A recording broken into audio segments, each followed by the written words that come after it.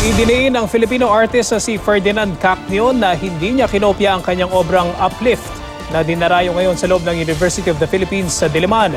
Ito ay matapos siyang akusahan ng plagiarism ng isang artist na may obrang kahalintulad ng Uplift. Ipinagtanggol naman ng isang Amerikanong iskultor si Cacnio. At live mula sa Quezon City by report si Tina Panganiban Perez. Tina? Cedric, mahalagang bahagi ng ating kultura ang sining at gaya nga ng sabi mo, sa UP Diliman ay may isang bagong obrang dinarayo at pinag-uusapan pero hindi lahat ng sinasabi tungkol dito ay positibo. Tila tourist attraction na dinarayo ang skulturang ito sa harap ng University Theater sa UP Diliman. Isang hubad na babaeng nakalutang sa ere. Ang kanyang mahabang buhok nakatukod sa tubig. Ito ang Uplift. Isang brass sculpture ni Engineer Ferdinand Cacnio na alumnus ng UP. Donasyon daw nila itong magkakaklase mula sa UP Diliman Civil Engineering Batch 1985. 60,000 pesos daw ang ginastos para rito at inabot ng 7 taon bago natapos. Inspirasyon daw niya rito ang kanyang buhay noon bilang estudyante sa UP. It's about honor and excellence, upliftment. Kaya lang yung title ay UP Lift, angat. Kung bakit naka-spread ang arms is, hindi ka aangat kung hindi mo i-spread ang arms mo at we-welcome mo yung ituturo sa'yo. Sa Hulyo pa formal na ilulunsad ang obrang ito sa UP Diliman. Pero ngayon pa lang, dinarayo na ito ng maraming tao, pinag-uusapan online at pinupukol ng maraming kontrobersiya. Ilang netizens ang pumuna sa pagkakahawig ng Uplift sa Virgins of Apeldoorn. Obra ng artist na si Elizabeth Steenstra sa the Netherlands noong 2001.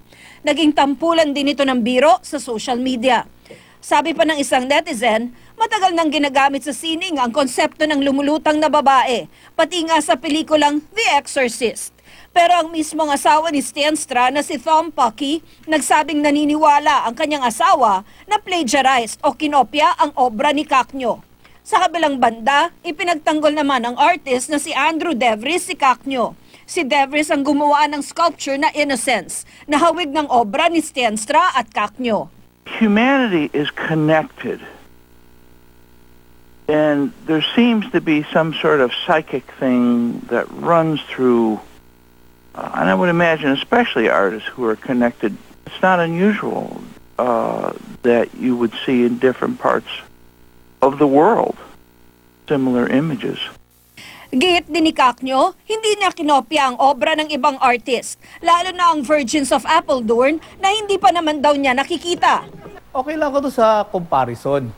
Pero yung akusasyon na kinopya ko raw yun, nakakainsulto naman masyado. Kasi sa totoo lang, unang sinasabi ko na hindi ko kilala yung artist. Paano mo kukopyahin isang bagay na hindi mo pa nakikita?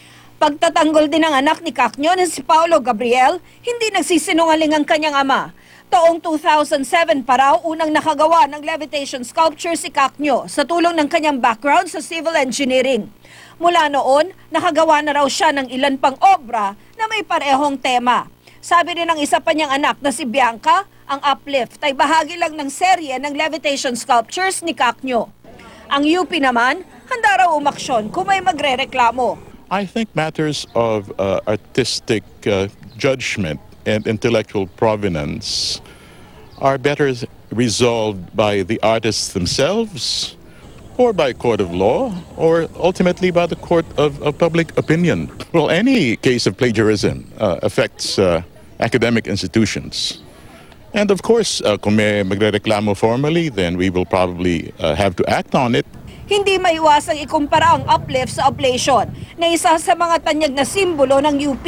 Of course, ang pinakakilala nating estatwa rito ay yung oblation, pero marami na ring estatwa tayong makikita sa kasaysayan mula pa sa panahon ng mga Griego na ng mga hubad na lalaking nakadipa. Ano? At parang hindi naman naging issue yun. So, absent further proof, I think we would have to take the artist at his word. Para kay Dr. Dalisay, ang importante na pag-uusapan ng sining. Para sa akin, mabuti yan para sa pamantasan on the whole kasi nga napag-uusapan ng sining. At hindi lamang politika, although may politika din ang sining. At importanteng makita yan.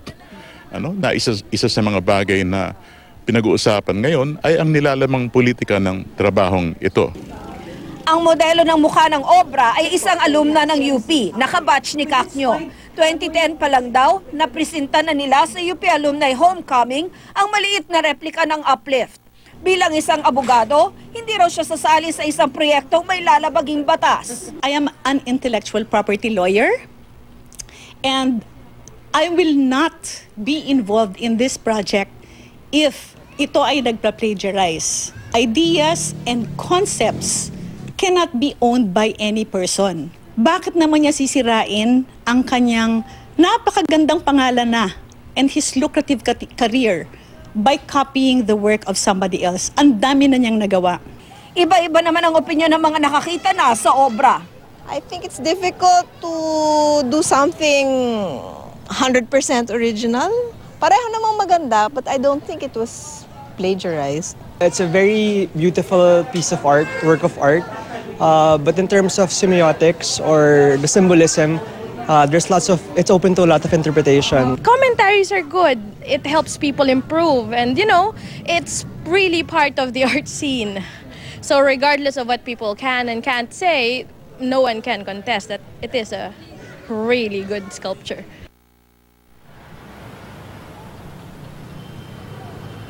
Ayon sa UP, nakatakda ang formal unveiling ng Uplift sa unang linggo ng Hulyo. Cedric?